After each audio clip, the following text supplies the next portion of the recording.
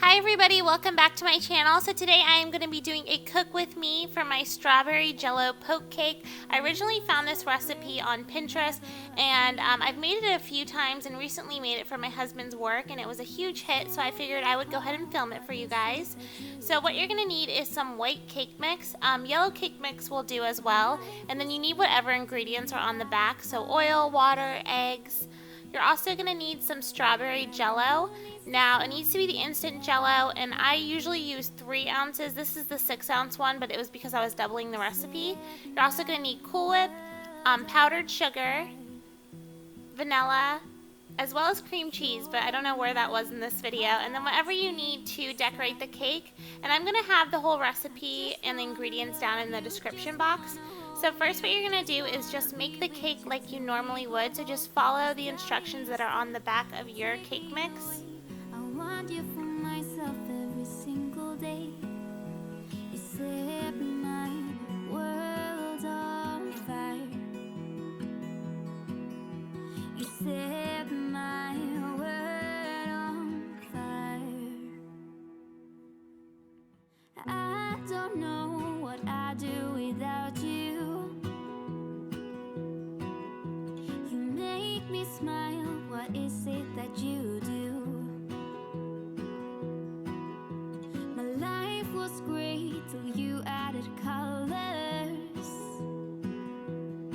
Like the moon is the snow, we don't care about the others. You set my world on fire. You're mine. Now I know I'm probably going to get some questions on what this little tool is. It's like a whisk that when you press down it actually like spins itself. I'm not sure what it's called or where my grandma got it. My grandma actually gave it to me and James as a gift, but I absolutely love it and it makes whisking really easy. You set my world on fire.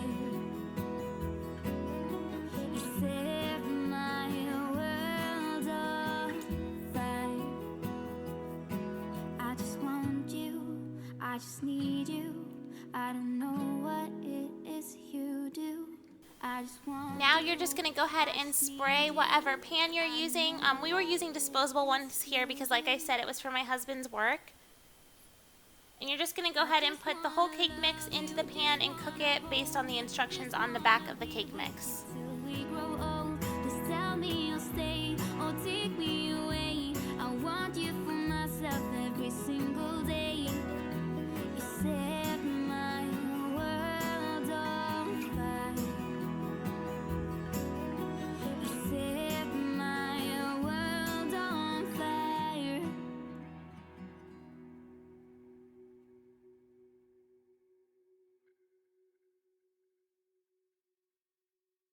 Now you have to let the cakes completely cool, and then you're going to take a fork and just go ahead and poke the whole entire cake. And I try to do like different, I don't know, like different variations of where they're poked or how deep I poke it, because wherever you poke is where the jello is going to set into the cake.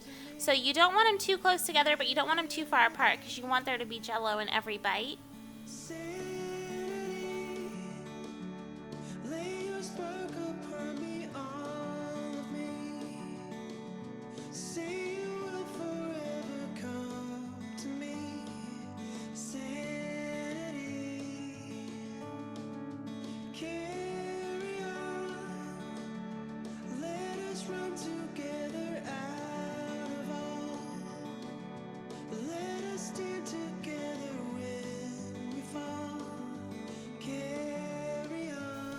Now I'm going to go ahead and make my jello mix based on the instructions on the back of the jello packet. So you just boil water, and then once that's boiling you're going to pour the jello mix into the water and fully make sure it dissolves. Like stir it for a couple minutes and make sure there's no chunks, and then you'll go ahead and add 2 cups of cold water.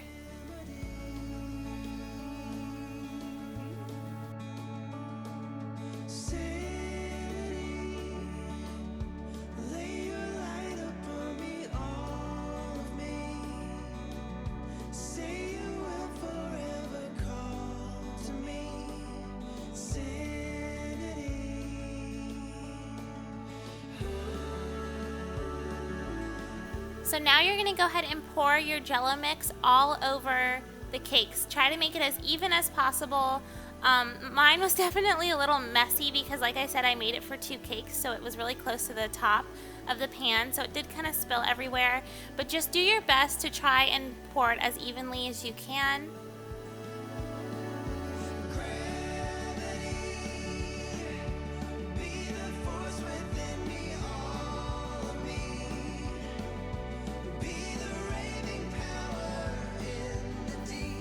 Now you're going to take the cakes and you're going to put them in the refrigerator, and you want to refrigerate them for about 2 to 3 hours because you kind of want the Jello to completely cool, to kind of harden up.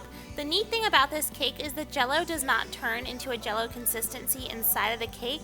It just makes the cake really moist and have great flavor. Now for the frosting, you're going to need some softened cream cheese. I use about 3/4 of a block. I think the original recipe called for a whole one, but after making this a few times, I like my frosting to be a little more like Cool Whip tasting instead of cream cheesy. So I only do about 3/4 of a 8-ounce block. And then you're also going to add 2 cups of powdered confectioner sugar. Now, as you can see in this recipe, I think I only added 1 cup, but I went in and added some more later on. And when I made the cakes the next day, because I did do 4 cakes total, I went ahead and added 2 cups, and the frosting tasted a lot better on the second day. So you're going to go ahead and mix the softened cream cheese and the powdered sugar. It's kind of difficult at first, I'm not going to lie, you really have to work with it to kind of get a good consistency. So here you can see I added a little more powdered sugar, but I did even more the second day. Now what you're going to do is you're going to do a teaspoon of vanilla. When I reach out, you will hold on. Was it a rainbow falling? Was it a rainbow falling? When I touch you, it will break through. Was it a rainbow falling? So once that's all completely mixed, like really mixed well, no clumps of cream cheese or anything, you really have to make sure it's smooth. You're going to go ahead and add 8 ounces of Cool Whip. This was a huge 16-ounce container, so that's why I'm only doing about half. And you're going to try to fold this in. The less you stir it, the better the frosting's going to look. It'll actually taste the same, but the less you mess with it, like the more creamy it will look. You'll notice mine starts to look a little bit not as creamy, and that's because I really had to stir it because I wanted to make sure that the cream cheese and everything was really well combined. And then also I was adding food coloring because this was for a breast cancer awareness thing, so I did try to make it pink. So you'll notice my frosting starts to become more of like a grittier looking consistency. It tasted amazing, and the consistency was the same when you were actually eating it. It just doesn't look as pretty. So if you're not using food coloring, I definitely recommend just trying to stir it as little as possible so it looks as smooth and as pretty as possible.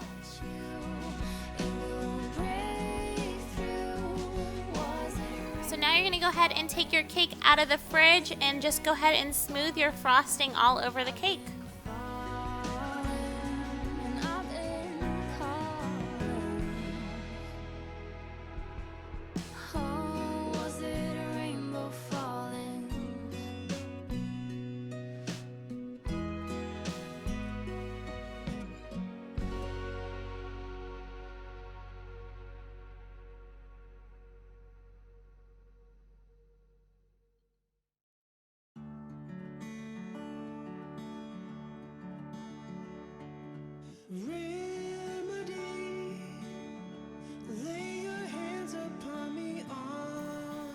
For this cake, I went ahead and added little flowers all around it that were also pink, and I also did some sparkly pink, what am I thinking of? Sprinkles, and the cake was really cute and it tasted amazing. James said that everyone at work was complimenting it and asking for the recipe.